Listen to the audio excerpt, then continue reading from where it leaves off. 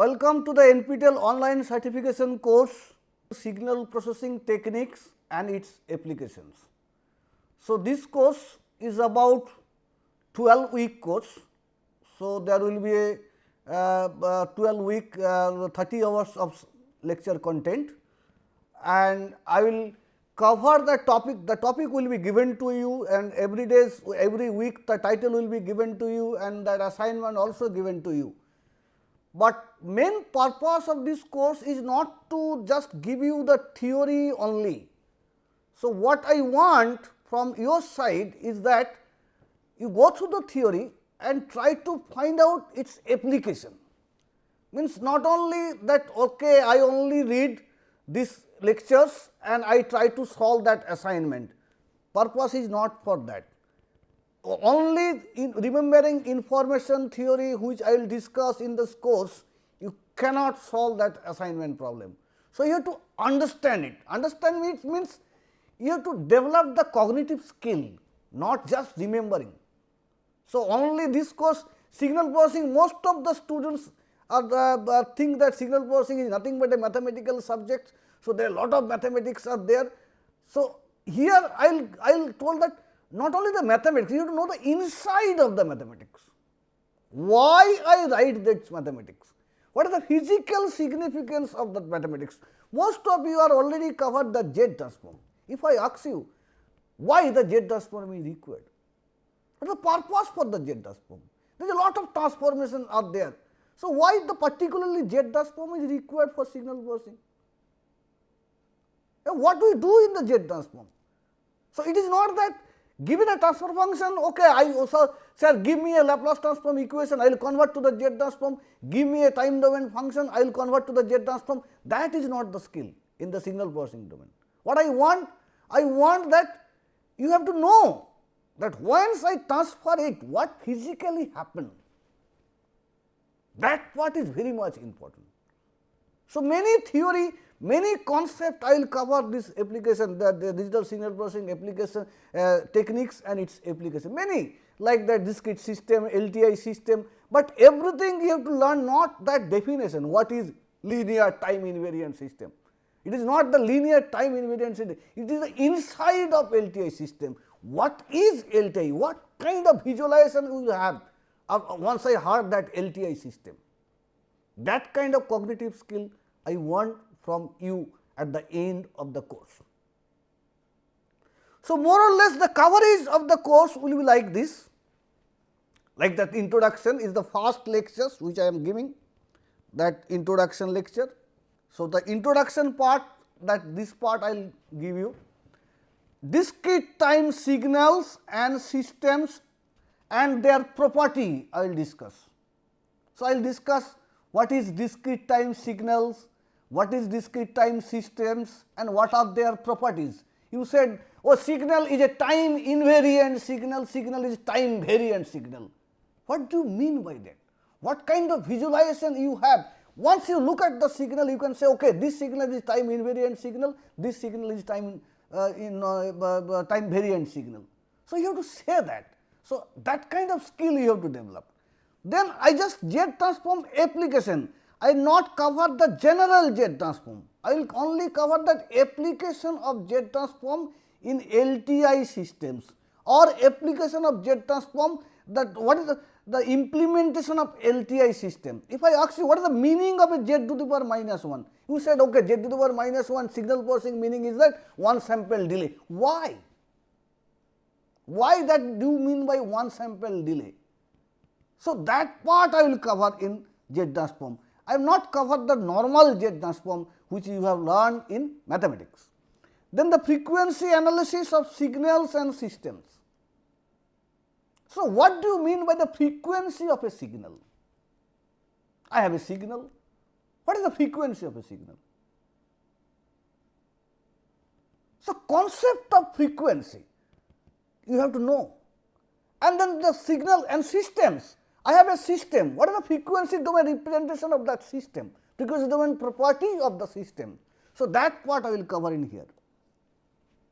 Then the frequency domain analysis of LTI system, linear time invariant system.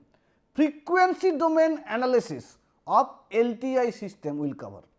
Then sampling and reconstruction of the signal. Once you say that I have a digital signal, but in the real world nothing is digital signal, everything is in analog signal.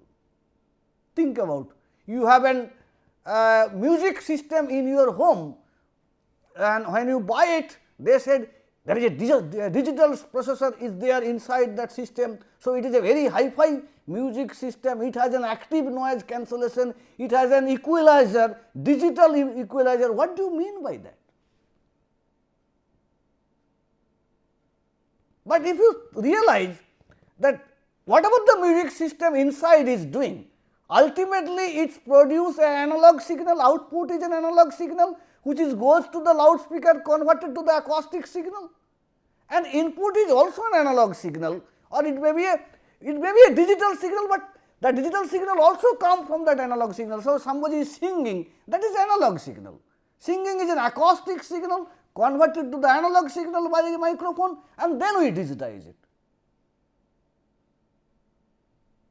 So, ultimately analog is the world, in between I have a digital. So, how do you convert analog signal to digital signal? What are the pros and cons in there, and how do you convert the digital signal to analog signal? Not circuit level, at least signal processing domain. Up to what do you mean by a digital signal? What are the restrictions is there in digital signal? So, that part I will cover. Then I cover discrete Fourier transform. Discrete Fourier transform, all of you know that Fourier transform is the frequency domain analysis. So, I will discrete Fourier transform in discrete domain, discrete time, discrete frequency, those concepts I will cover. And I have not only covered the DFT, discrete Fourier transform, but also the properties of DFT and where I can apply those properties.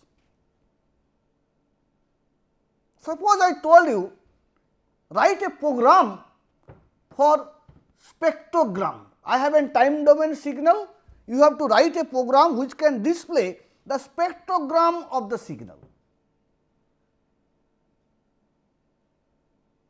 So, what kind of discrete Fourier transform I will use and how I represent it, that application. Ultimately, I require a spectrogram. I may know many mathematics of DFT, but unless I am able to apply it, what is the meaning of that knowing? So, that part you have to know. Then I cover the efficient computation of the DFT, that you know the fast Fourier transform algorithm, FFT algorithm. So, I will show you how it convert, how it is make it fast, computation of DFT make fast, and how it will be implemented in computer or any hardware.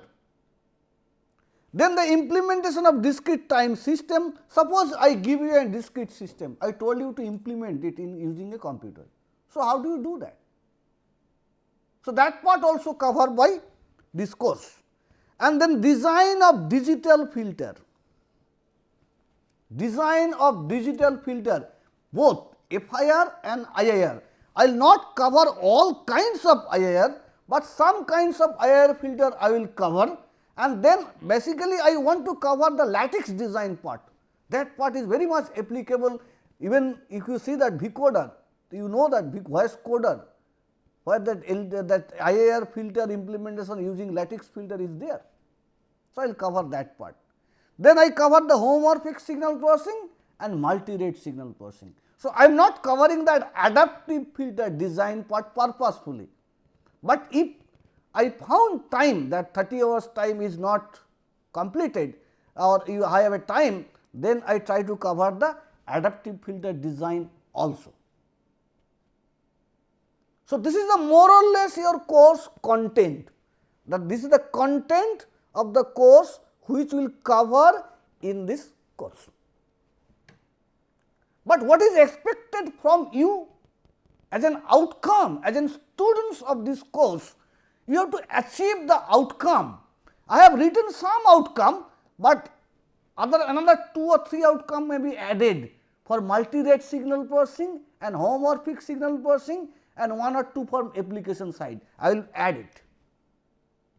So, what do you mean by this outcome? I said that you may say, okay, I have gone through the course, I do the exam, I get a 90%, and then after 2 days I forgot everything. So, that means your learning is only memorization. Memorization is also a cognitive skill, but it is lower cognitive skill. You have to convert it into the upper cognitive domain skill. So, what I want, that I want once you learn, you should not forget it for your lifetime. If I told you, remember the value of pi, you may say, okay, after 2 days I may forget it. But if I told you something else, not the remembering, apply or do something or analyze something or design something, once you learn the design, not only for exam, you can given any design at any time, you can do it. So, those are the tangible outcome I want from you. So, at the end of the course, for a given digital signals and system, determine its properties and compute the convolution and correlation. Any digital signal if I give you, suppose I told you that when you join in a company or join in in an application side, you require to correlate the two digital signal. You may say, okay, I have heard it, but how do I implement, I do not know. So, here I want at the end of the course, you should able to write a program to calculate the convolution and correlation for a digital signal and determine the properties of a digital signal, whether it is a time invariant signal or time variant signal, what is the periodicity of the signal, all kinds of what is symmetricity of the signal, all kinds of properties of signal system both, you should able to do it. So, not only you have to listen the lecture, okay, I have given some lectures, you can read it from the book also, but what you require that skill. Yes, give me a digital signal, I will able to write a program to calculate the convolution and correlation of that signal or systems. So, when you say a signal is passing through a system, this is a system and this is a signal, x n is the signal, let us say digital signal, h n is the system. Output is the convolution, you know h n convolved with x of n, but how do I calculate this? Suppose I give you a signal that x n is equal to 1, 2, 3, 4, those are the discrete signal, discrete sample, and h n I have given you, let us say 0.512, then you have to calculate that convolution of x n and h n both. So, I require that skill you should develop. For a given mathematical representation of a system, determine its Z transform and compute the region of convergence. Compute the frequency response of a given signals and systems. Implement, you have to implement, not only remember what is DFT, what is FFT. Implement DFT using FFT algorithm in Radix 2 or Radix 4, both I will cover in this course. I have written Radix 2 is minimum, Radix 4 is that you have to learn, but minimum Radix 2 you have to learn. Implement, not using MATLAB, FFT, XN and T, no. Write a C program, mathematical computation implement, that part you have to do. Design the FIR and IIR digital filter both in time domain and frequency domain both for a given specification using MATLAB or equivalent open source software.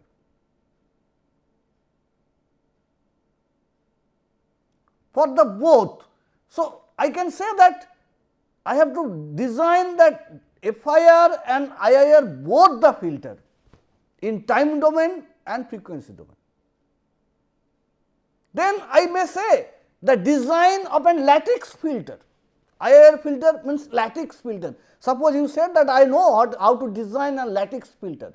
So, given an transfer function Hn, I can implement it.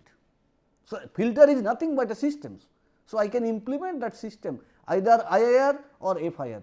So, what is the pros and cons, how to design it, what kind of modification has to be made, what kind of specification will be user given, how that user specification will be implemented. So, all those things will be covered in here, and at the end of the course what I expect, that if I give you a specification of an FIR filter, you should able to design it.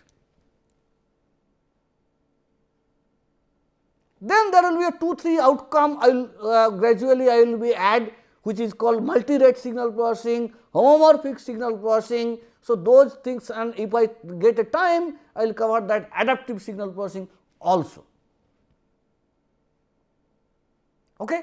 So, those are the expectation from you as a students, not only that okay, I sir I have read that signals and systems, I have read that chapter, but what is skill you have developed, that is very much important.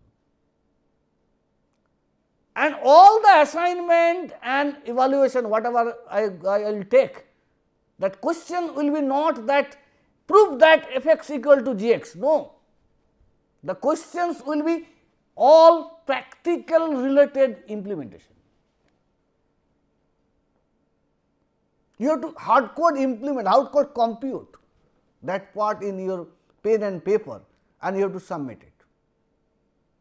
So, application side, how a signal look, what is frequency, how the discrete frequency, what is the meaning of discrete frequency. So, you know that frequency per radian, frequency per second, radian per sample radian per second, what is this concept has to be understand.